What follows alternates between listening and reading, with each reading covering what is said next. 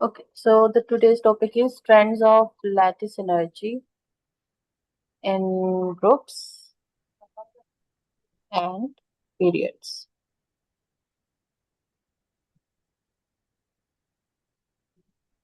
When we move in a period from left to right, the how do we call it?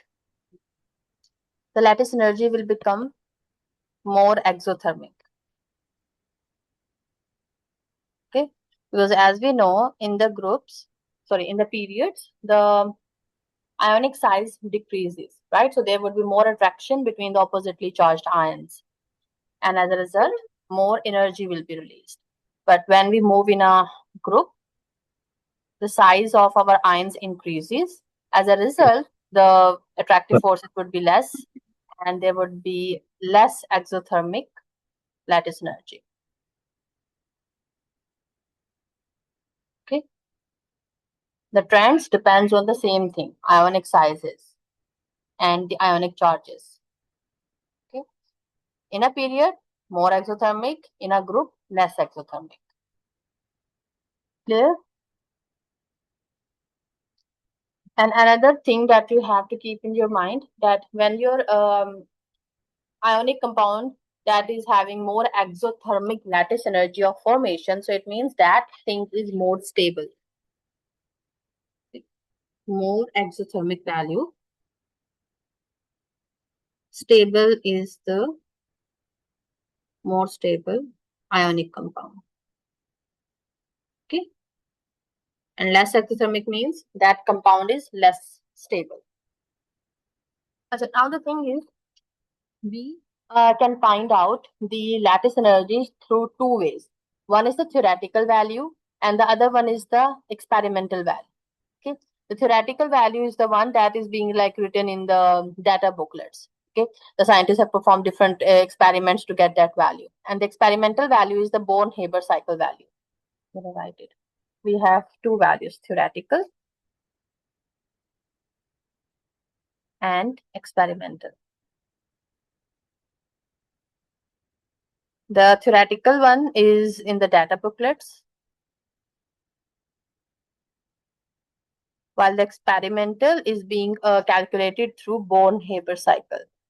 Just like we have done Hess's cycle or Hess's law in our AS level, Born-Haber cycle is exactly similar. Like we will be having 4 to 5 different kind of values, and one of the value would be missing, and we have to draw a cycle, and then we have to find out that missing value. Okay, so experimental is the Born-Haber cycle value. The thing is, the theoretical value considers or assumes that whatever the ionic compound that we have, it has a perfect ionic model or perfect ionic structure. Like that compound is 100% having ionic bonds in it. Okay, the ions are perfectly spherical, and the kind of attractive forces that the ions are having, they are completely electrostatic forces of attraction. I'm going to repeat it again. Theoretical value assumes that the ionic compound is perfectly ionic. And by perfectly ionic, we means that the ions are spherical, both positive and the negative ions. Okay. Second, they have 100% ionic character.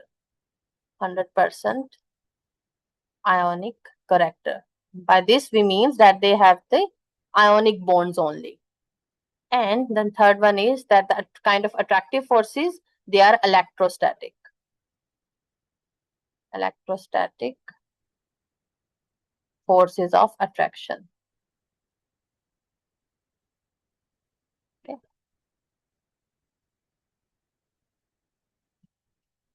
So the thing is, when your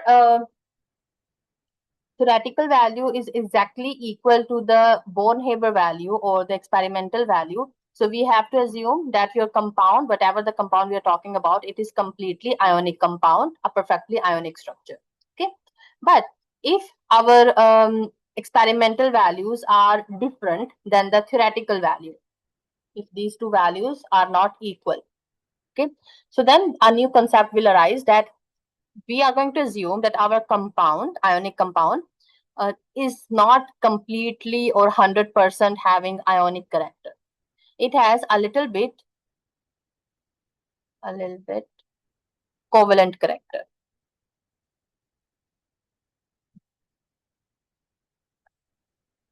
Okay, and by covalent character we mean that the ions are kind of having a distorted shape like this, positive, negatives,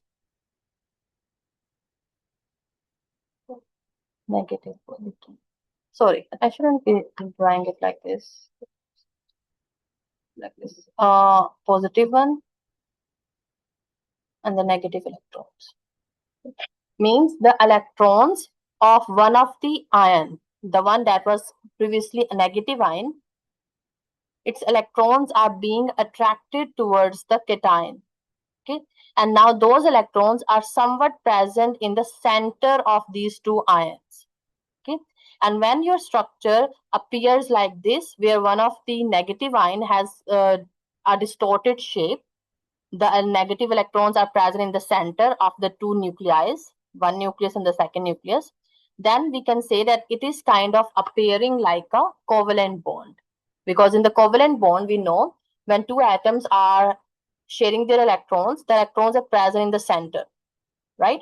And those two electrons are being attracted by the nucleus of these two atoms with the equal pull or whatever that atoms are. Okay, so the same kind of thing is happening in the covalent character, that the negative ions electrons are being attracted towards the cation, and the shape of this negative ion is somewhat become distorted, and as a result the electrons are present in the center of these two nuclei, and they are appearing like a covalent bond. Okay, so they are having a little bit of covalent character. This covalent character arises only when your experimental value and the theoretical values are not equal. They have kind of a difference between them. Okay, and if the covalent character is becoming more prominent in your structure, so it means that there would be a bigger difference between these two values. Okay, more difference, more covalent character equals to more covalent character. So in another words, we can say that our compound is not representing a perfectly ionic structure.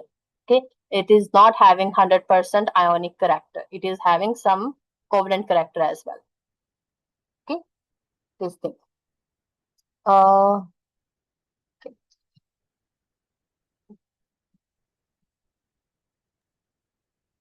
Okay. The next thing that we have to talk about, it's kind of like related to the same part here. Okay, that is known as a polarization. So let me.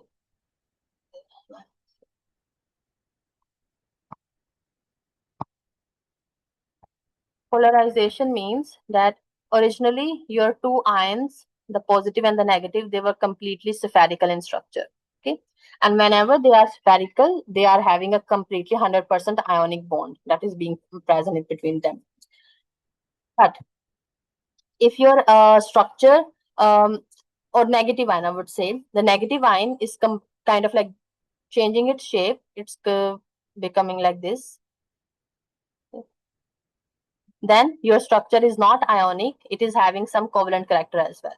This covalent character appears because of the polarization of this negative ion.